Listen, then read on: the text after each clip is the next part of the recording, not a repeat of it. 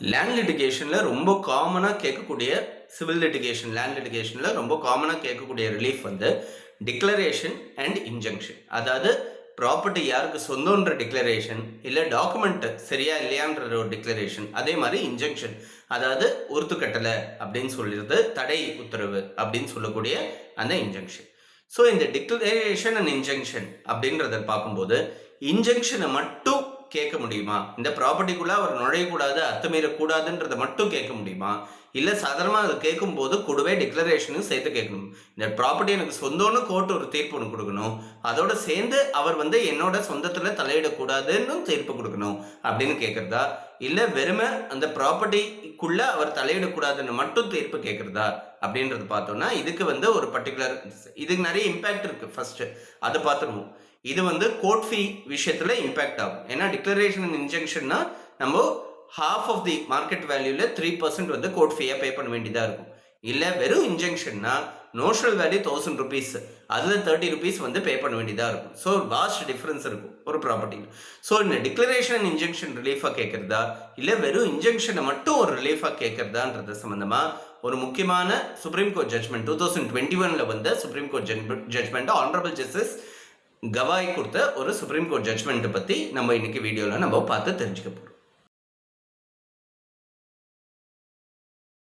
இந்த கேஸோட title T V Ramakrishna versus M Mallappa. இது 2021ல வந்த ஒரு ஜட்மெண்ட். ஃபேக்ட்ஸ் என்னன்னா, இவர் பிளெயின்டிஃப் வந்து அந்த கேஸ்ல ஃபைல் பண்ணும் போது அவர் சொல்ற விஷயங்கள் என்னன்னா, நான் இந்த ஒரு ப்ராப்பர்ட்டியை வந்து நான் வந்து 1992ல வாங்கினேன். 1992ல் வாங்கினதுலேருந்து ஆண்டு அனுபவிச்சுட்டு இருக்கேன்.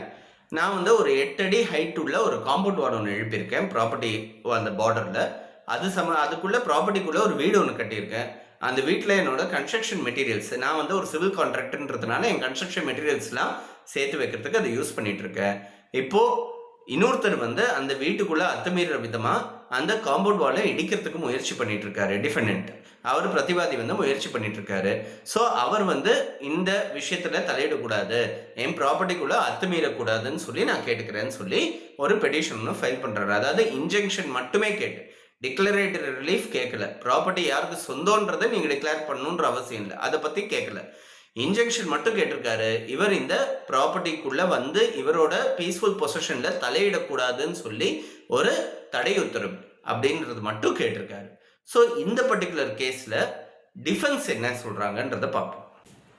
இந்த ப்ராப்பர்ட்டியை பொறுத்த வரைக்கும் இந்த டைட்டில் சம்மந்தப்பட்ட ஒரு டிஸ்பியூட் ஒன்று இருக்குது. அதாவது அந்த பிளெயின்டிஃப்க்கு வித்தவர் 1992ல் அவர் வாங்கியிருக்காருன்னு சொல்கிறாங்க இல்லையா, அவருக்கு வித்தவருக்கும் இவங்களுக்கும் இந்த டிஃபெண்டன்ட்டுக்கும் ஒரு டைட்டில் டிஸ்பியூட் இருக்குது. அந்த டைட்டில் டிஸ்பியூட் இன்னும் ரிசால்வ் ஆகாமல் இருக்குது. இந்த ப்ராப்பர்ட்டி யாருக்கு சொந்தன்றதுக்கு ஒரு டிஸ்பியூட் ஒன்று இருக்குது. அது மட்டும் இல்லாமல் இந்த ப்ராப்பர்ட்டியோட காத்தா, நம்ம ஊரில் பட்டான்னு சொல்கிறது வந்து அந்த கர்நாடகாவில் காத்தான்னு சொல்கிறாங்க. காத்தா ரெஜிஸ்டர் வந்து பிளெயின்டிஃபோட பேரில் இல்லை. அவரோட பேர், அவருக்கு சொந்தமான சொத்துனா அவர் பேரில் தானே இருக்கணும், அவரோட பேரில் இல்லை. ஸோ இதெல்லாம் பேஸ் பண்ணி பார்க்கும்போது அந்த ப்ராப்பர்ட்டி மேலே அந்த டைட்டில் மேலே ஒரு இஷ்யூ இருக்குன்றதுனால இது வந்து அந்த டைட்டிலை முடிவு பண்ணிட்டு தான் இதை வந்து நான் அந்த ப்ராப்பர்ட்டியில் குறுக்கிடுறதா இல்லையான்றதுங்கிறது பற்றி நீங்கள் முடிவு பண்ணணும் அப்படின்ற டிஃபென்ஸ் எடுத்திருக்காங்க. கீழ்கோர்ட்டை பொறுத்த வரைக்கும் கேஸை வந்து டிக்ரீடு சூட் வந்து டிக்ரீ பண்ணிட்டாங்க. பிளெயின்டிஃப்க்கு சாதகமாக ஒரு தீர்ப்பு கொடுத்துட்டாங்க. அப்பீல் ஃபைல் பண்ணியிருக்காங்க. அப்பீலில் வந்து ஹைகோர்ட்டில் என்ன சொல்கிறாங்கன்னா, ஒரு இன்ஜெக்ஷன் சூட்டு டிக்ளரேட்டரி ரிலீஃப் கேட்காம, ஏன்னா இந்த ப்ராப்பர்ட்டி யாருக்கு சொந்தன்றதை நீங்கள் முடிவு பண்ணாமல் இவங்களுக்கு வந்து இன்ஜெக்ஷன் மட்டும் கிராண்ட் பண்ணுறது வந்து மெயின்டைனபிள் கிடையாது. இந்த கேஸே அடிப்படையில் மெயின்டைனபிலிட்டி இல்லாமல் ஒரு சூழ்நிலையில் இருக்குது. அதனால இந்த கேஸை டிஸ்மிஸ் பண்ணி ஆகணும்னு சொல்லி கீழ்கோர்ட்டோட தீர்ப்பை ரிவர்ஸ் பண்ணி கேஸை வந்து டிஸ்மிஸ் பண்ணியிருக்காங்க. ஸோ இந்த கேஸ் எடுத்துகிட்டு சுப்ரீம் கோர்ட்டுக்கு போகிறாங்க. ஒரிஜினல் பிளெயின்டிஃபை சுப்ரீம் கோர்ட்டில் ஒரு ஸ்பெஷல் லீவ் பெட்டிஷன் ஃபைல் பண்ணி அப்பீல் ஃபைல் பண்ணுறாங்க. ஸோ எப்போ வந்து ஒரு டிக்ளரேஷன் சூட்டோட இன்ஜெக்ஷனையும் சேர்த்துக்கணும், எப்போ சேர்த்துக்க முடியாதுன்றதை பற்றி சுப்ரீம் கோர்ட் வந்து இந்த கேஸில் சொல்லியிருக்காங்க. பேசிக்காக ஒரு கேஸ் வந்து ஒரு கிளவுட் ஆஃப் டைட்டில் இருந்ததுன்னா, அதாவது அந்த ப்ராப்பர்ட்டி யாருக்கு சொந்தன்றது சம்பந்தமான ஏதான ஒரு சந்தேகங்கள் எழுப்பப்பட்டிருந்தது அப்படின்னா, ஒரு கிளவுட் ஆஃப் டைட்டில் ஒன்று இருந்ததுன்னா, இந்த கேட்டகரியில் பொறுத்த வரைக்கும் அந்த ப்ராப்பர்ட்டியோட பிளெயின்டிஃப் கிட்ட தான் அந்த ப்ராப்பர்ட்டியோட பொசிஷன் இருக்கு.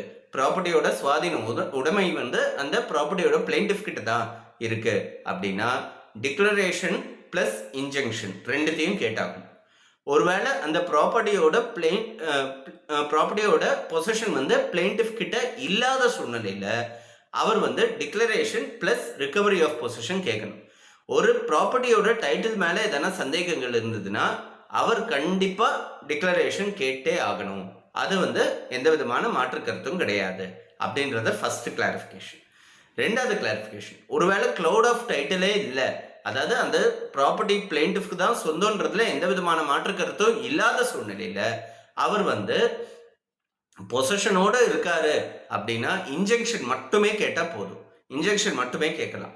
ஒருவேளை பொசஷன் அவர்கிட்ட இல்லாத சூழ்நிலை, ஆனால் ப்ராப்பர்ட்டி டைட்டில் மேலே எந்த விதமான டிஸ்பியூட்டும் இல்லை, அவர் தான் ஓனர்ன்றதுக்கு எந்த சந்தேகமும் இல்லை அப்படின்னா recovery of possession plus consequential injunction, அதாவது அந்த சுவாதீனத்தை உடைமையை எனக்கு மீட்டு கொடுங்க, அதுக்கப்புறம் வந்து யாரும் என்னோட உடைமையில குறுக்கிடாத மாதிரி ஒரு தடை உத்தரவு ஒன்று கொடுங்க அப்படின்றத கேட்கலாம்.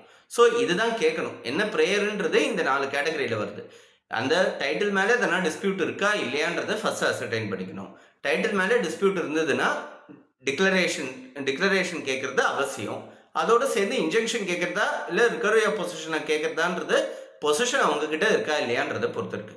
அதே சமயத்தில் அந்த ப்ராப்பர்ட்டி மேலே டைட்டில் மேலே எந்த விதமான சந்தேகமும் இல்லைன்னா பொசிஷன் இருந்தால் இன்ஜெக்ஷன் கேட்கலாம், பொசிஷன் இல்லைன்னா ரிகவரி ஆஃப் பொசிஷன் கேட்டு கூடவே கான்சிக்வென்ஷியல் இன்ஜெக்ஷன் கேட்கலாம் அப்படின்றது தான் சுப்ரீம் கோர்ட் கொடுத்த அந்த கான்செப்ட். இது வந்து நியாயமாக இருக்குது. ஏன்னா சாதாரணமாக ஒரு டைட்டில் இருக்கா இல்லையான்றதை பார்க்கும்போது, டைட்டில் மேலே எதனா கேள்வி இருக்கா இல்லையான்றதை பார்க்கும்போது அதை பேஸ் பண்ணி தான் இந்த டிக்ளரேட்டரி ரிலீஃப் கேட்குறதா இல்லையான்றது இருக்குது. இந்த பர்டிகுலர் கேஸில் பார்த்தோன்னா ஃபஸ்ட்டு டைட்டிலில் ஒரு கொஸ்டின் ஒரு டிஸ்பியூட் ஒன்று இருக்குது, நேரடியாக இருக்குது. அந்த டிஃபெண்டோ அந்த டிஸ்பியூட்டை ரைஸ் பண்ணுறாங்க. டிஃபெண்டன்ட் ரைஸ் பண்ணியிருக்காருன்றதுனால இது ஒரு டிஸ்பியூட்ன்றது இல்லை.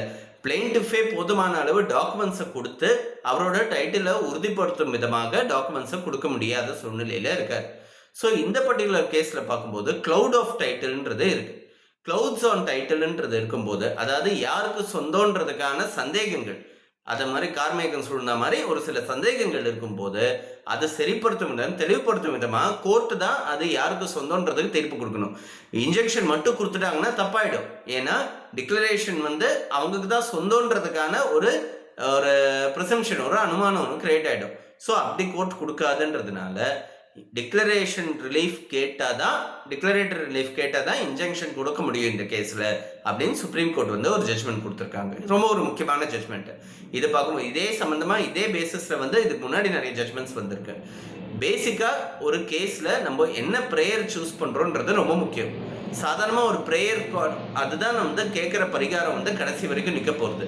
அது கேட்காம விட்டுட்டோம்னா அந்த பரிகாரத்தை வந்து நம்ம துறந்தா மாதிரி, அதை ரினவுன்ஸ் பண்ண மாதிரி கணக்காயிடும்ன்றதுனால ரொம்ப கேர்ஃபுல்லாக டிராஃப்ட் பண்ண வேண்டியது விஷயம் வந்து ப்ரேயர் கார்டு ஒரு சூட்டில். ஸோ அதை வந்து ஸ்டடி பண்ணுறதுக்கு இந்த கேஸை வந்து பார்க்குறது ரொம்ப யூஸ்ஃபுல்லாக இருக்கும்.